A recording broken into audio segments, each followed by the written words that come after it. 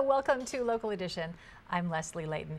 As the state continues to look for more places to get money to balance its budget, it often turns its sight to the great beyond, places to grab the money. Prop 13, are your property taxes safe? What about business taxes? Let's check in with Assemblyman Don Wagner to see what is in the works up in Sacramento.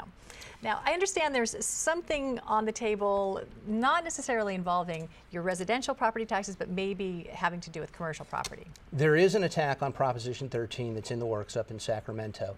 The first step is not to go after residential tax increases, although I do fear that's coming. The first step is to split residential from commercial property and look to raise rates on commercial property owners.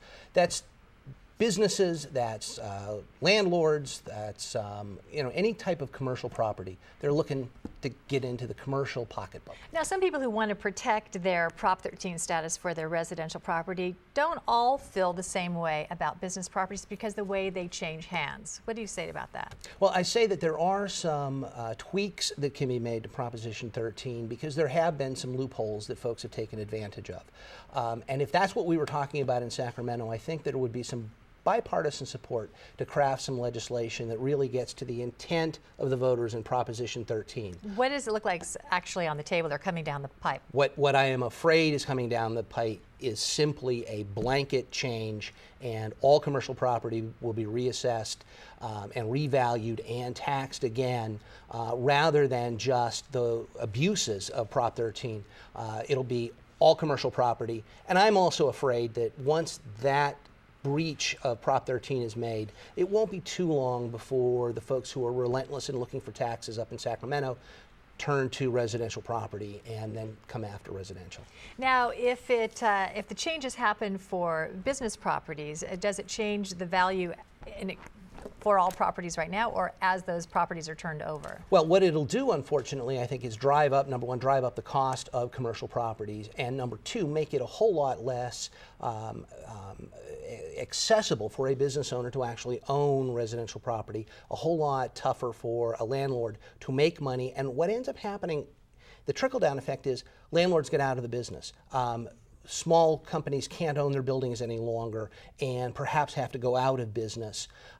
There's a trickle down throughout the economy that is not going to be good for anybody. It's not going to be good for small business owners. It's not going to be good for people who are trying to earn a living. It's not going to be good for people who are trying to work in Southern California and earn a living. And so it's probably, well, not probably, in my mind, it is very much a bad idea. If it goes the way I am afraid they're going to try to make it go. What specifically are the tweaks they're talking about with these changes in the business property taxes in Prop 13? What they're trying to do is say any transfer of commercial property is subject to a reevaluation, as is the case right now with residential property. But instead of just closing the loophole, what they're going to say is we're allowed to reassess. We're allowed to reassess at higher levels. We're not beholden to the same limitations that are in Prop 13 for residential property. They're trying to split the two rolls, the two tax rolls, which is why it's called a split roll attack. Yeah, a lot of people fear any change with Prop 13 for residential properties because that would be a catastrophe for a lot of people. It would drive a lot of people out of their home ownership, yes. Yeah, incrementally though, or if it has to do with new properties, that could be a different story, although that would have an impact on the housing market, and we all know what happens then. Well, the problem with any of these changes to the tax code is that there are unintended consequences. And in Sacramento, we're very bad about looking long term and thinking about the unintended consequences. We're always looking at the next way to get just a bit more money, and we end up making very bad economic decisions in Sacramento as a result of that short-term thinking. Thank you very much, Assemblyman Don Wagner, for being here, and thank you for joining us.